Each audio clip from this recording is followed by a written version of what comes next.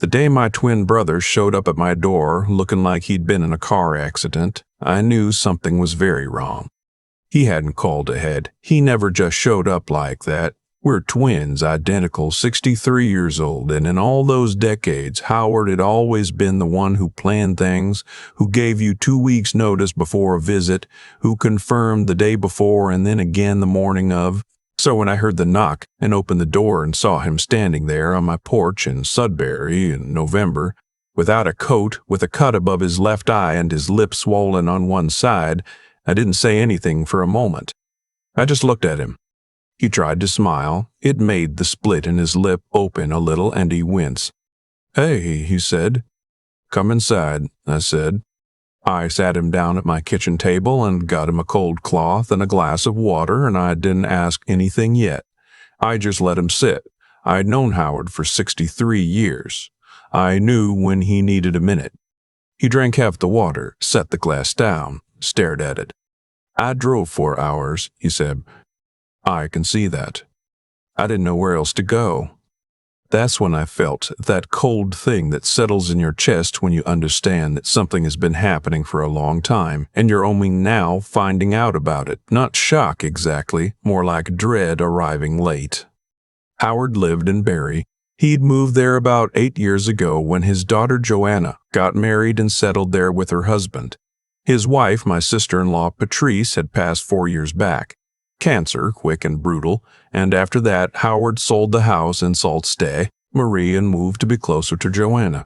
She was his only child. It made sense at the time. I'd visited twice. The second time, I come back with an odd feeling I couldn't quite name, something about the way Joanna's husband spoke to Howard. Not rude exactly, more like dismissive. Like Howard was furniture. Nice enough furniture, maybe, but furniture nonetheless. His name was Flynn. Flynn Mercer. He was 41, worked in commercial real estate, had the kind of confidence that some men wear like a suit. Impressive until you look close and see it's got no backing to it. He called Howard the old man when he talked about him to other people, even when Howard was in the room. I'd noticed that. I hadn't said anything because Howard hadn't said anything. I should have said something. "How long?" I asked after he'd told me enough. He looked at the table. "It got worse about a year ago." "How bad?" He touched the cut above his eye. Didn't answer directly. "That was from last week." He shoved me into the door frame. Said I was in his way. I kept my voice even. "In your own house." Howard looked up at me. "It's not my house, Gerald. It's their house. I gave Joanna the money when Patrice died, the inheritance, $220,000. I thought I'd live there, help with the grandkids, be useful." He paused. "I've been sleeping in the basement for 8 months. The basement. In a house that he'd funded, while Flynn Mercer slept upstairs in a bed that Howard's money had helped buy. "Joanna knows?" I asked. He closed his eyes. "Joanna tells me I provoke him, that I need to be more careful about what I say, that Flynn is under a lot of stress." I didn't say what I was thinking right then. I'd learned in 63 years that there are moments when what you're thinking is better kept behind your teeth for a little while. Instead, I said, "You're staying here." "Gerald, you're staying here. We'll figure the rest out later. Right now, you're staying here." He stayed. A week turned into 2. I set him up in the back bedroom and I watched him slowly start to breathe again, the way a man does when he's been holding his breath so long he's forgotten what normal feels like. He slept. He ate. He helped me shovel the driveway after a snowfall, and afterward we stood there in the cold with our breath-making clouds, and he laughed at something. I don't even remember what. And it was the first time I'd heard him laugh in God knows how long. But I couldn't stop thinking about the house, about the $220,000, about the basement. I have a friend, Barry, who I've known since we were both driving forklifts at the paper mill in 1987.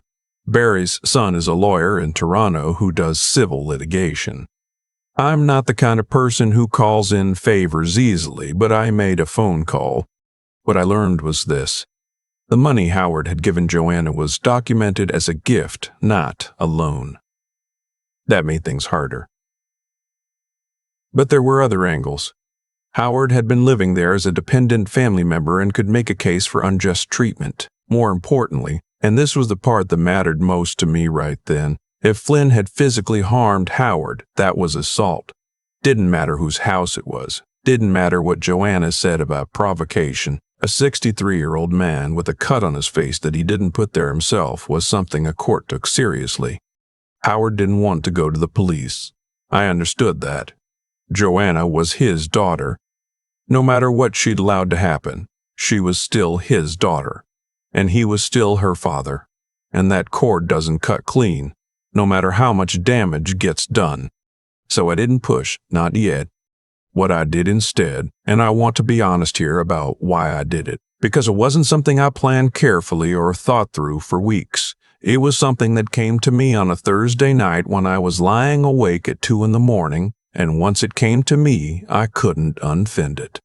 We are identical twins. Identical. In 63 years, we've fooled people more times than I can count. Our mother, teachers, friends, colleagues. We stopped doing it on purpose decades ago because it felt childish. But the ability was always there, dormant, like a tool you put in a drawer and forgot about. Howard had a doctor's appointment back in Barrie the following Tuesday. He'd rescheduled it twice already and he needed to go. His car was still there, his things were still there. He needed to go back eventually. I told him I'd drive him. What I didn't tell him, not entirely, not at first, was the rest of the idea. We looked the same. We had the same build, same height, same gray hair, same way of carrying ourselves. Howard had been wearing a particular jacket that winter, a dark green parka he'd had for years. Very recognizable. I borrowed it Saturday morning when he was in the shower, and I tried it on in front of the mirror in the hallway. I looked like Howard. The plan was simple, and it was also, I'll admit, not fully thought through in every detail, but sometimes the cleanest ideas are the ones that come from the gut and not the spreadsheet.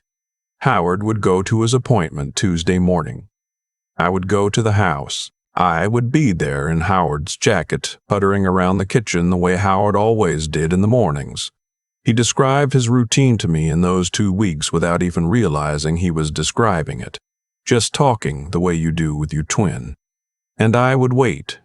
Flynn Mercer got home from work between 5:30 and 6. That was the routine.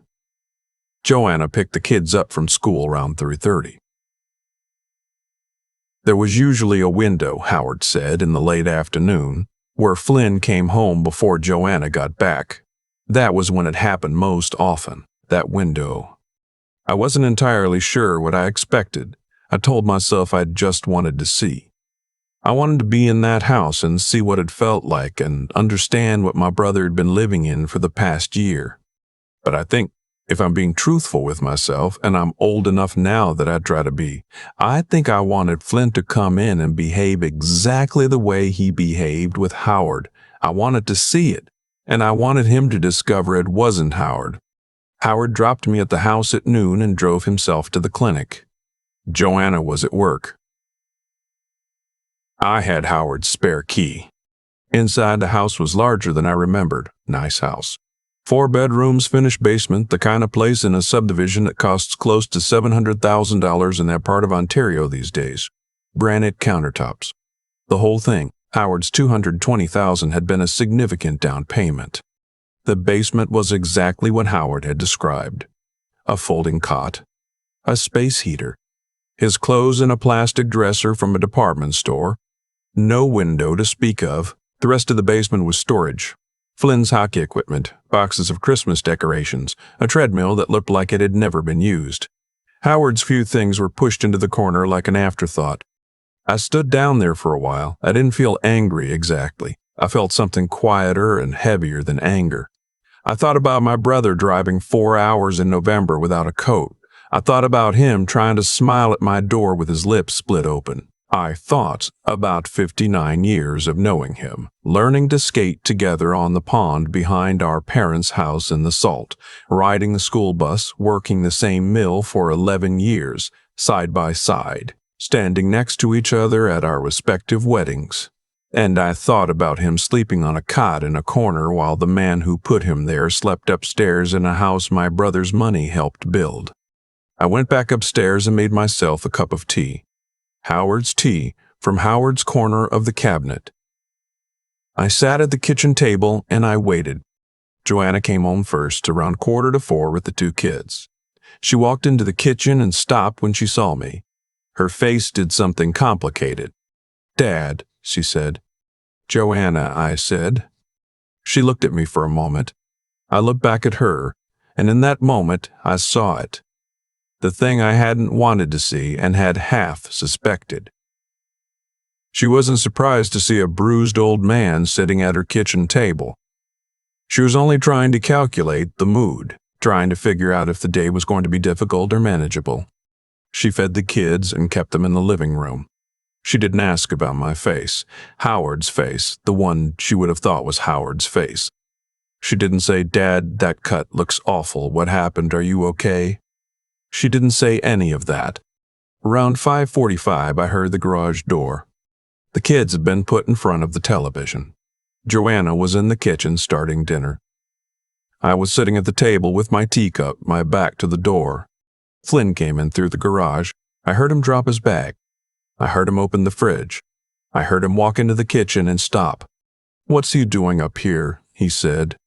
Joanna's voice was careful. "He was just sitting there when I got home." I told him the kitchen is not.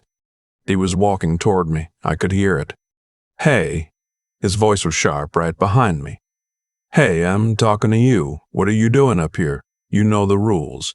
You eat down there or you eat when we're done. I've told you this." I turned around slowly. There are moments in life that are over in seconds but that you replay for years afterward. This was one of them. Flynn Mercer looked at my face. His own face went through 4 or 5 different things in about 2 seconds. Recognition, then confusion, then something that was almost comical. A man watching the ground shift under his feet. "You're not," he started.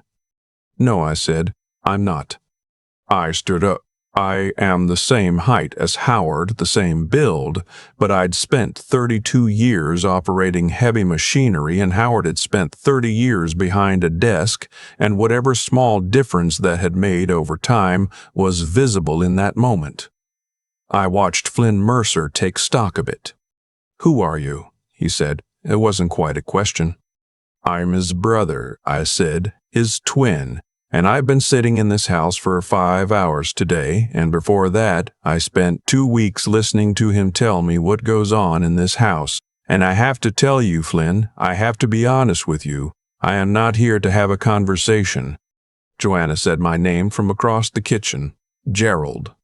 "I drove Howard to Barry today because he has a medical appointment," I said, still looking at Flynn. "He's been rescheduling it for 2 months because he was afraid to leave and come back. My brother has been afraid to come back to a house that his money is in. I want you to think about that for a moment." Flynn's jaw was doing something, working itself around. He was the kind of man I could see who didn't process being caught gracefully. He was calculating, reassessing, trying to find the version of this situation where he still had the leverage. "This is a private family matter," he said. "You put your hands on my brother," I said. "That's not a private family matter in this province. That's Section 266 of the Criminal Code of Canada. I know because I spent the last 2 weeks talking to a lawyer." Silence. "I'm not a police officer," I said. "I'm not here to arrest you. I'm here to tell you something clearly, man to man, so there is no confusion afterward about whether or not you understood. Howard is not coming back to this basement. He's not coming back to this basement. He's not coming back to this house under these conditions. What happens with this house, the money, the arrangements, all of it that gets worked out properly through proper channels with proper documentation. And if you touch my brother again, if you touch him once more in any way, for any reason, I will be back, and I will not be sitting quietly at your kitchen table drinking tea." I picked up my jacket from the chair. "He's going to call you tonight," I said to Joanna. "He wants to talk to you." Whatever you decide to do with what I've just said, that's between you and your conscience. But he is your father. He's your father, and he drove 4 hours in November without a coat because he didn't know where else to go. I hope that means something to you. I left. Howard called me when he was driving back, around 7. I told him what had happened. There was a long silence on the line. You didn't have to do that, he said finally. I know. He's going to be furious. Probably. Another silence. Did it feel good? I thought about it honestly. Not the way I expected. But yeah, a little. He laughed, a real one. And I thought, there it is. There's my brother. What happened after that was slower than I'd have liked, the way these things always are. Flynn did not take the situation quietly. There were phone calls, some of them unpleasant, and a period of about 3 weeks where Joanna didn't speak to Howard at all. That was hard on him. I won't pretend otherwise. But Barry's son, the lawyer in Toronto, sent a letter, a formal one, outlining Howard's contribution to the property and his status as a resident and the relevant provisions under Ontario family law and the Succession Law Reform Act. It was 3 pages long, and it was very polite, and it was also, clearly, not the beginning of a conversation. It was the beginning of a process, and Flynn Mercer was smart enough in his way to understand the difference. They negotiated. It took 2 months. What Howard got back wasn't the full $220,000. It was $160,000, paid out over 18 months. It wasn't perfect, but it was something, and more importantly, Joanna came to my house in February without Flynn and sat across from Howard at my kitchen table. The same table he'd sat at in November with a cold cloth on his face. And she cried, and he held her hand, and I made myself scarce in the back of the house and let them have that. I don't know what their relationship looks like from here. That's not mine to know. What I know is that Howard sleeps in the back bedroom now in my house in Sudbury, and I hear him in the morning before I'm up. The kettle going. The CBC News radio on low, the sound of a man who is not afraid of the day that's coming. He's been talking about getting his own place in the spring, something small, maybe in the East End, close enough to visit easily, far enough to have his own life. I told him that sounded right. We're twins. We've been in each other's orbit for 63 years. We're old enough now to know that the best thing you can do for someone you love is not to fix everything for them. It's to make sure they have somewhere solid to stand while they figure out how to fix it themselves. He found that, and I'm glad I was here when he needed me to be. I keep coming back to that image of Howard standing on my porch. No coat. November in Sudbury. 63 years old and nowhere else to go. People talk about rock bottom like it's something that happens to people who made bad choices. But Howard didn't make bad choices. He loved his daughter. He wanted to be useful. He gave away the money from his wife's death, money that still had Patrice's name on it in every way that mattered, because he believed that love was a reasonable investment, that the people closest to you would handle it with care.